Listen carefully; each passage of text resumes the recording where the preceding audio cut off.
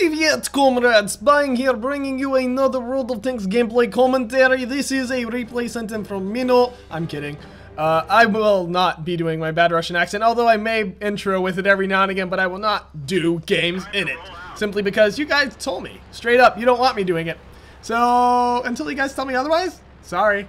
And for those of you who did like it, I thought it was, well, it was just something for me to do when I was bored. But this is a gameplay, like I said, sent in to me from Minnow, part of the SVK2 clan. He is doing this platooned up with one of his clanmates who looks like to go by the name of Karl Donitz. They are both in Type 59s, a very good Tier 8, not a heavy tank at all, medium. It is a premium for those of you new to the game and don't know this or not involved in the higher tier combat. Teams seem rather even, I do have to say. For the most part, I mean, the enemy team has a heavy tank advantage, but that is nothing that cannot be overcome by the proper application of well-skilled medium tanks.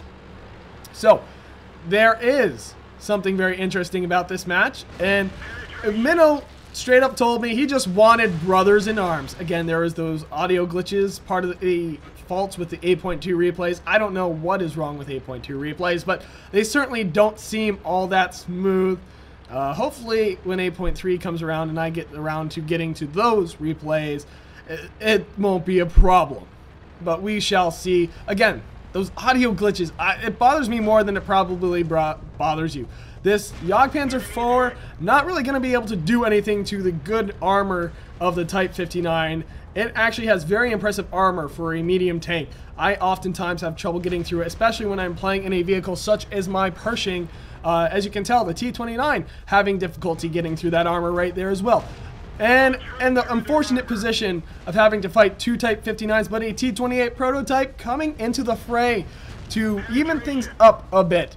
The enemy team seeming to have quite a bit of forces here on this hill, whereas Minnow's team seems to be more focused on the western front, the 2-3 line. I don't know what those tanks are doing out in the open, although it probably has something to do with the fact that there is no artillery.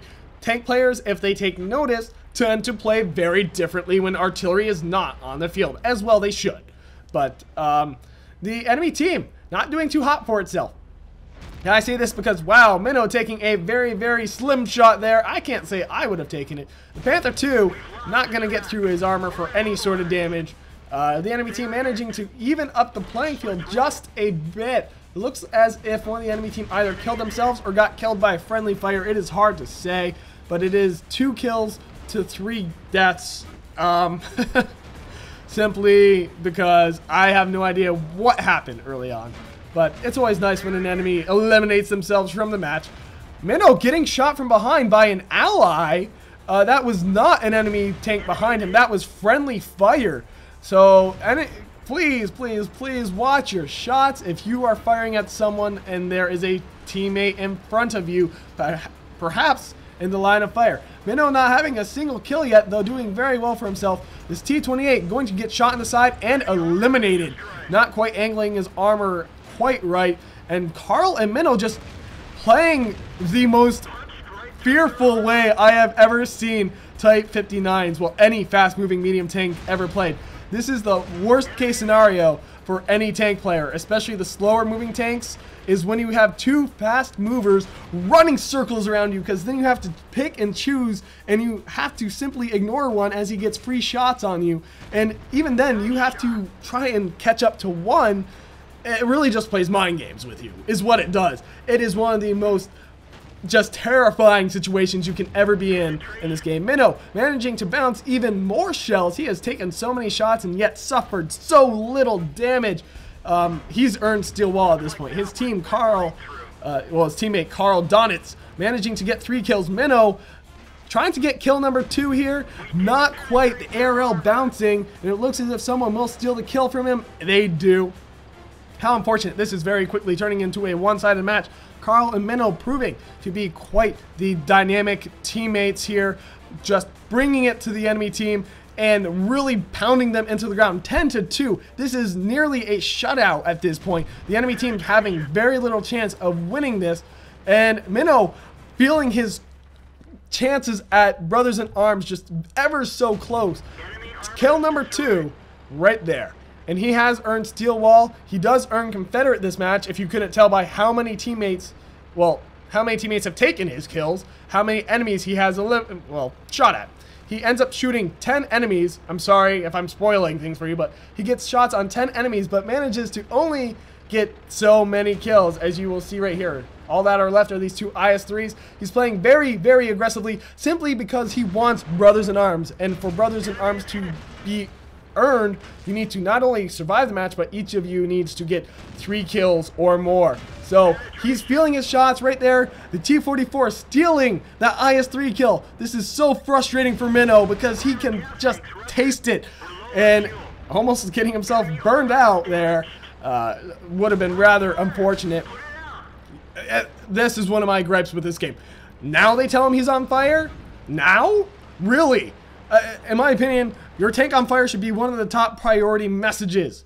I'm just saying. Minnow not quite getting Brothers in Arms. 1 kill short. So many tank kills just stolen out from in front of him. That IS-3, that ARL, that M6, like everything. Or did he get the kill on that M6? No, he got the T-28 and the T-25 8/2. So he just, so many tank opportunities missed. Well, I won't even say missed, just stolen out from under him. And like I said, he damaged 10 of the enemy team, earning himself Confederate, managing to do over 4,800 points of damage for a Type 59, a Tier 8 medium tank. That is very rare.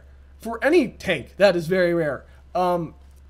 Getting over 4,000 points of damage, no matter what tank you have, is very impressive. Getting over 3,000 points of damage is still pretty impressive.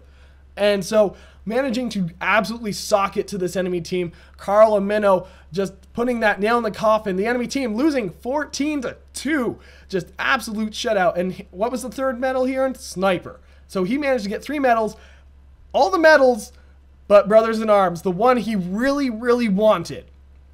So rather unfortunate. He did earn a very impressive amount of experience, over 2,300 experience premium.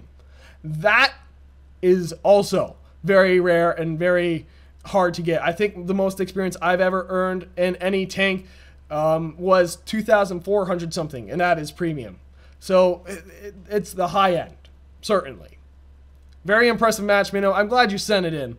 And I am just so sorry that you did not get that Brothers in Arms. You can't always get what you want, my friend. How very, very unfortunate. But in my opinion, you deserved to have a Brothers in Arms. You and Carl just absolutely dominating the field. So, well played. Keep sending them in as long as you get them. Don't send them in unless you feel comfortable with the commentary that I will be providing. Your team, man, they really took that west flank, that 1-2-3 line push, really just annihilated that enemy team. And apparently, you and Carl being the main force on the Eastern Front, proving to be enough.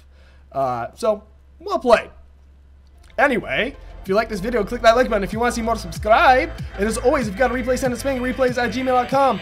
Email's in the description, as if you guys don't know that already. This has been Spang, and I am signing off.